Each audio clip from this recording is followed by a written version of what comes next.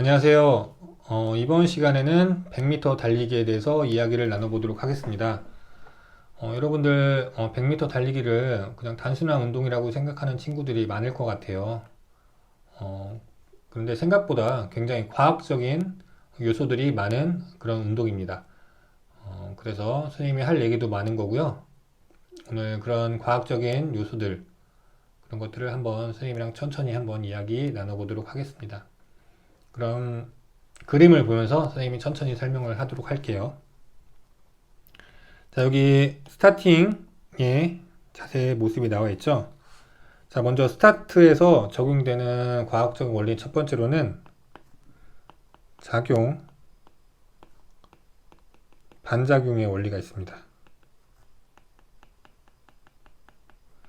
자, 여러분들 과학 시간에 배워서 아는 친구들도 있을 거예요. 작용, 반작용 원리는 모든 운동 상황에서 적용이 돼요. 자, 여기 스타팅 블록을 볼까요? 이 발이 스타팅 블록으로 작용을 해요. 그러면 이 스타팅 블록이 반작용이 일어납니다. 그러면 그 반작용에 의해서 내가 앞으로 튕겨져 나가는 거예요. 이해되나요? 스타팅 블록이 날 밀어주는 거예요. 무슨 물건이 밀어주느냐 이렇게 생각할 수도 있는데, 자, 이거 생각해 볼게요. 여러분들 친구들 딱밤 때리는 경우 있죠. 딱밤을 때리면은 내 손이 이마에 작용을 하는 거예요. 작용을 하면은 이마는 그냥 맞고만 있는 게 아니야. 작용을 하면 이마는 이 손에 반작용을 해요. 그래서 치는 순간 내 손이 튕겨져 나가고 내 손이 아픈 거야. 내가 작용을 하면 이마는 반작용을 하기 때문에 튕겨져 나가고 내 손에 충격까지 오는 겁니다. 자, 이해되죠? 그 원리가 이 스타팅에도 똑같이 적용이 되는 거예요. 내가 스타팅 블록에 발이 작용을 하면은 그 반작용으로 인해서 내가 앞으로 튕겨져 나가는 거다. 이 첫 번째 작용, 반작용 원리가 이 스타팅에서 적용이 됩니다. 자, 두 번째로는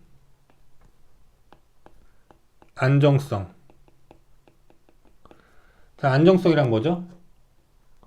자, 안정성이라는 것은 일정한 상태를 유지하는 성질이에요. 일정한 상태 유지. 자, 스타트 같은 경우에는 안정성이 높아야 될까요? 낮아야 될까요?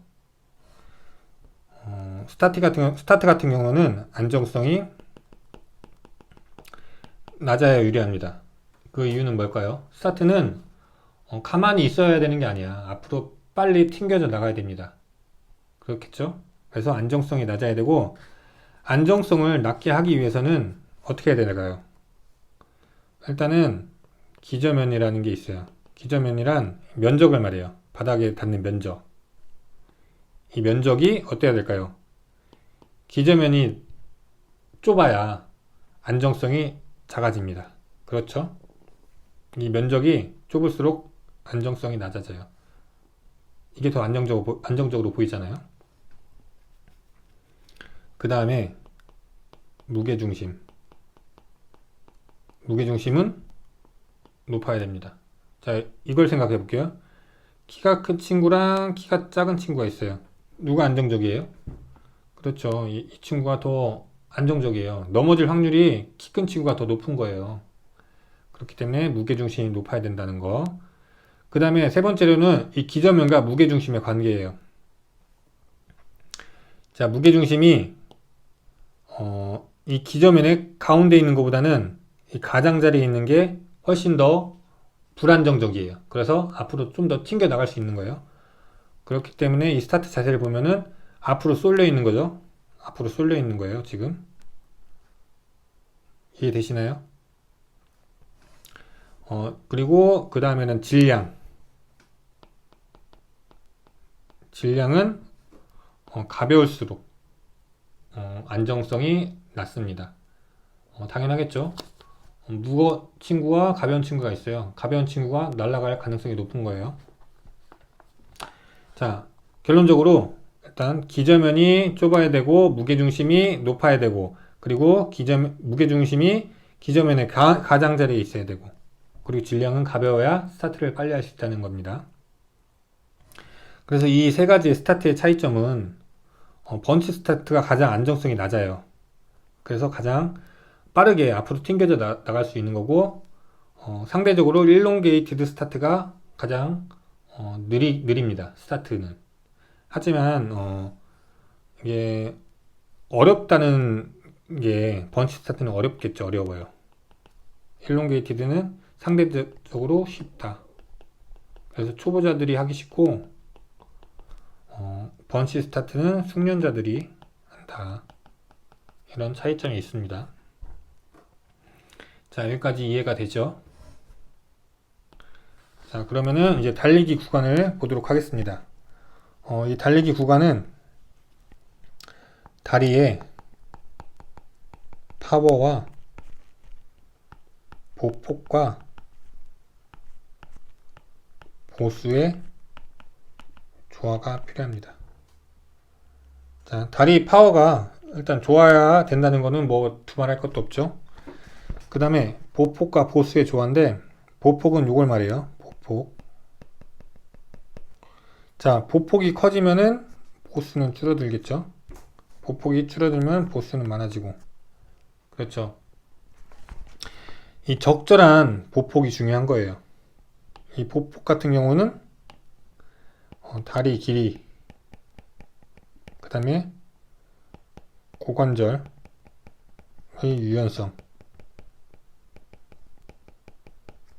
유연성으로 결정이 됩니다. 보폭이 너무 좁아서는 안 돼요. 어느 적정 수준의 보폭과 보수, 그 다음에 그 보수를 빠르게 할 수 있는 다리의 파워가 필요합니다. 그래서 이 세 가지의 조화가 필요하다는 거예요. 보폭이 너무 넓어도 안 되는 겁니다. 보폭이 너무 넓으면 보수는 줄어들겠지만 그만큼 보수를 빠르게 할 수 있는 그 파워를 발휘하기가 어려워요. 자, 여기까지 이해되죠?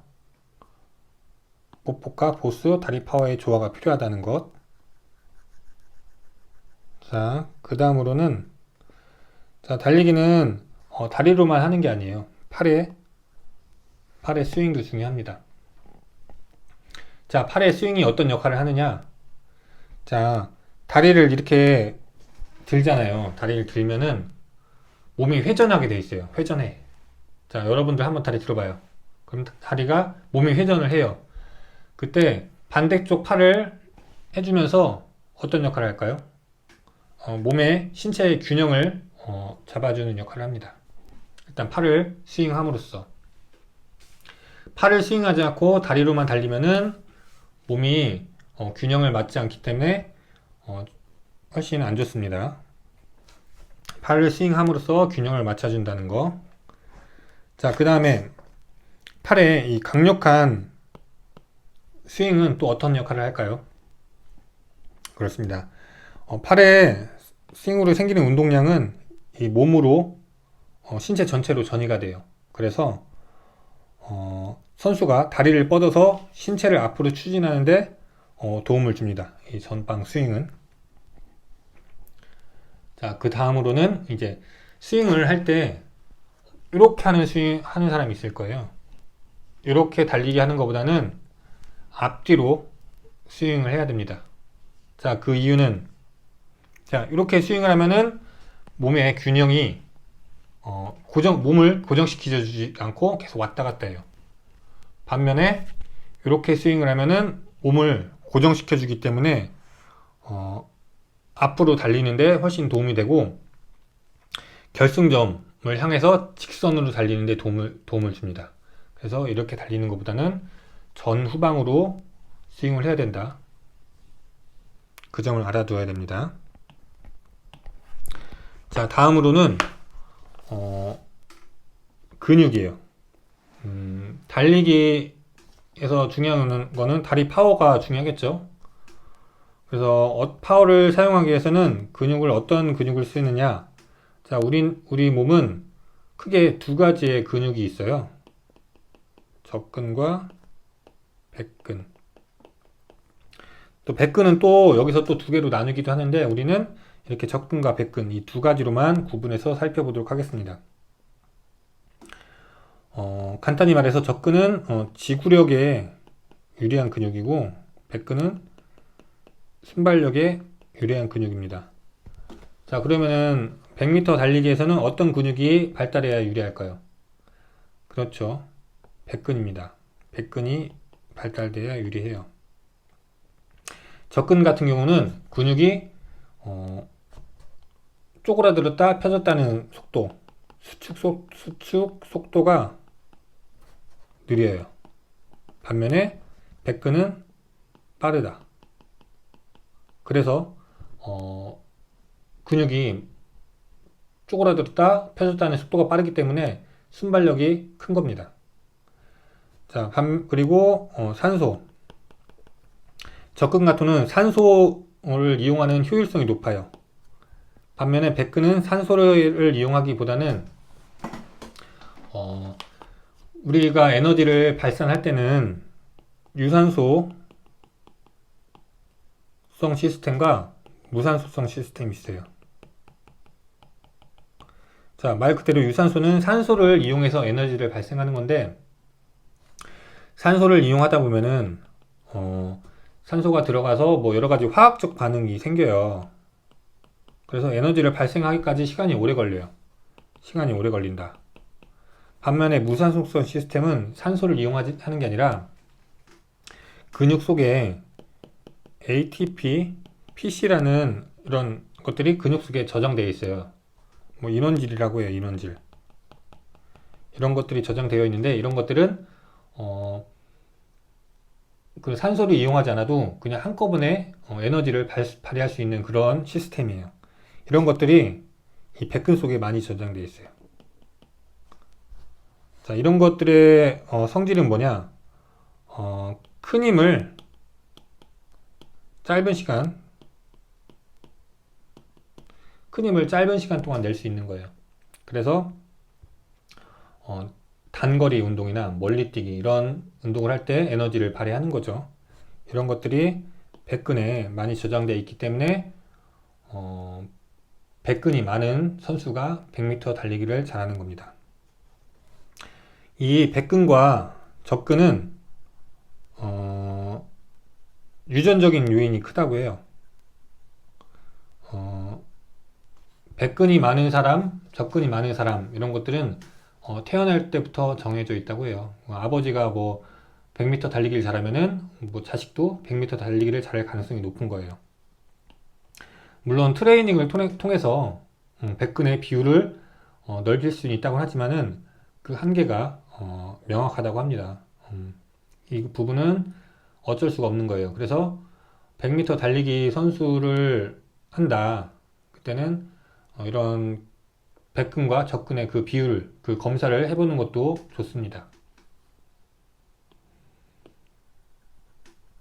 자,